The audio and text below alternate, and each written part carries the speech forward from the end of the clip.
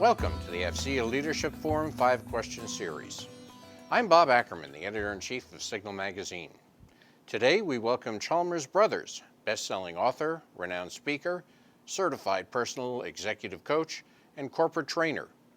In his 29-year career, Chalmers has provided high-impact leadership and employee training programs for public and private clients, large and small, across the country. His client list reads like a who's who of government, academia, and Fortune 500 companies. Chalmers' 2005 book, Language and the Pursuit of Happiness, A New Foundation for Designing Your Life, Your Relationships, and Your Results, has been adopted by leadership programs across academia, government, and industry. His newest book, Leadership, Conversations, and Breakthrough Results, is scheduled for publication next year. Chalmers, welcome again to AFCEA, and thank you for joining us. It's my pleasure, Bob. Thanks for having me. Simply put, you have literally written the book on leadership. So let me ask you, what would you say are the characteristics in an individual that mark that person as a potential leader? You know, for me, Bob, it's a combination. It's the ability, on the one hand, to declare what your intentions are, to have goals, to be really striving for moving forward, enrolling people in what you're up to, very clear, very strong, and a sense of humility and the capacity to be open to learning all the time. So on the one hand, strong enough sense of self to move forward, be clear on what you're up to, enroll people, and on the other hand, the understanding that there are things that we do not know, to be an ongoing learner, a lifelong learner. In Good to Great, Jim Collins talks about what he calls level 5 leaders.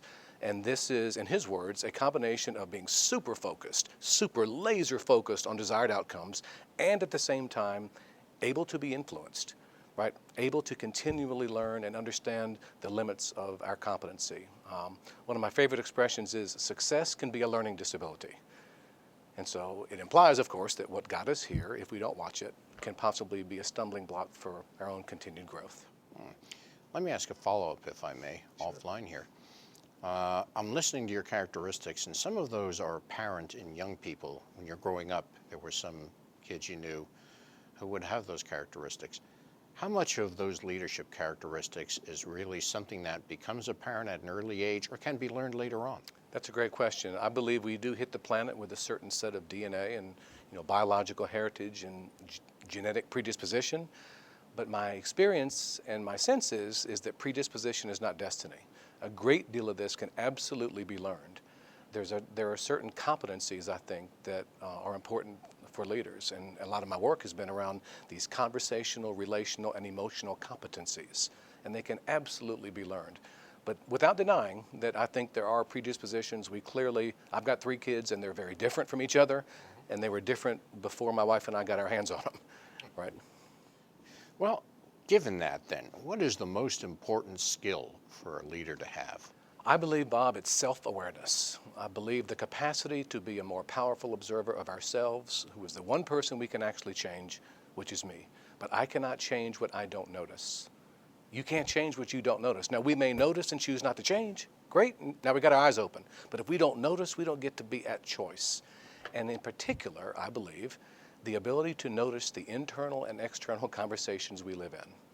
The ability to be an observer of our internal narratives, an observer of our external conversations, because for me, leaders get paid to have effective conversations. You can be a strong leader without the ability to lift 100 pounds over your head. And so it's paying attention to these generative conversations, I think, is the starting point, not just for leaders, but for any of us seeking purposeful, conscious development and movement in our own lives. Well, when do you know that your leadership style is working? What are the indicators? I've got 3. It's relationships, culture, and execution. If my relationships are mutually beneficial, if I'm finding myself with more of them, they're increasing, not decreasing, I'm benefiting from them, and I'm being able to be a good partner in my relationships with people inside and outside of work. I think the workplace culture is an indicator. I think it was Peter Drucker a long time ago that said, culture eats strategy for breakfast. I believe that. And I think taking a look at the workplace environment, the vibe, the atmosphere, the non-physical but very real context in which things take place. And of course, you take a look at the results, the execution. Are you actually able to achieve desired, tangible, bottom line results, whatever those results are, in the real world? I think those three are my indicators. Follow up on that. How do you get feedback from individuals or from the group at the workplace in general? Myself personally, a lot of my work, it's explicitly built into the program. If I do a training program, I get written feedback from those guys all the time.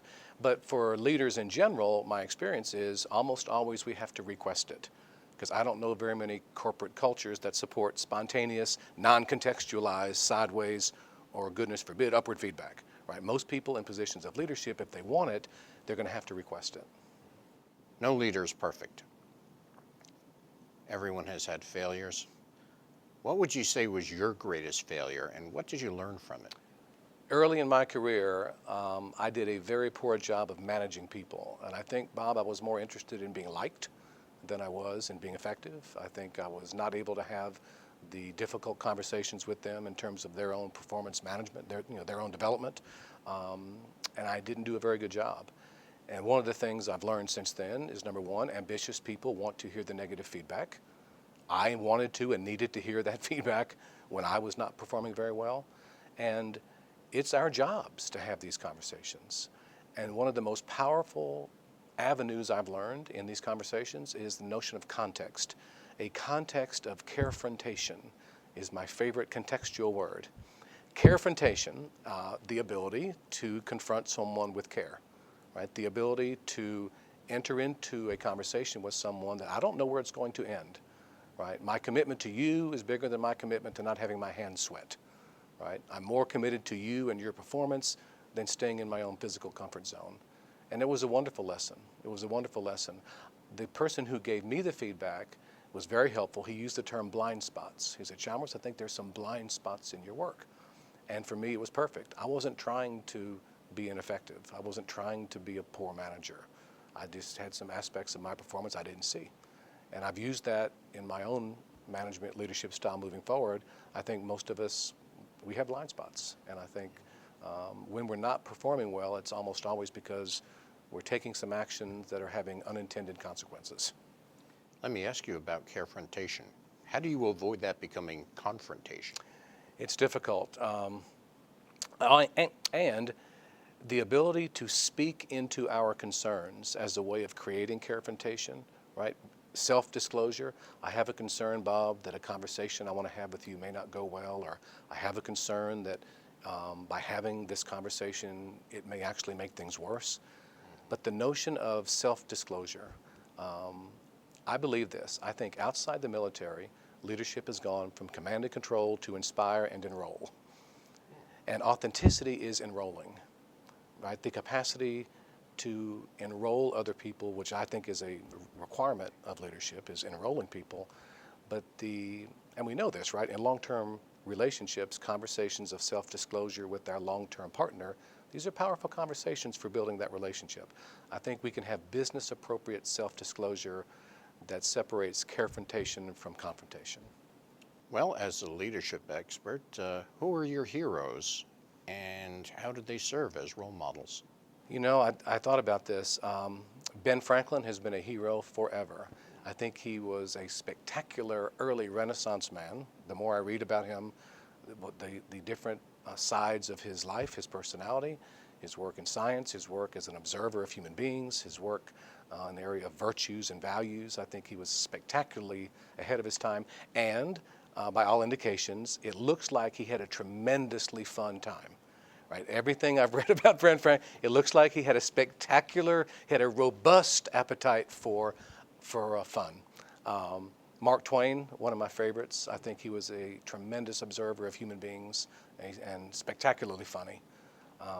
And on the work side, you know, I think Stephen Covey and Daniel Goleman. Stephen Covey's book, 7 Habits of Highly Effective People, and Daniel Goleman's book, Emotional Intelligence, I think created a sea change in how we understand conversational competencies, emotional competencies, and moving it away from the quote-unquote soft stuff or charm school to a real driver of what separates good companies from great companies, right?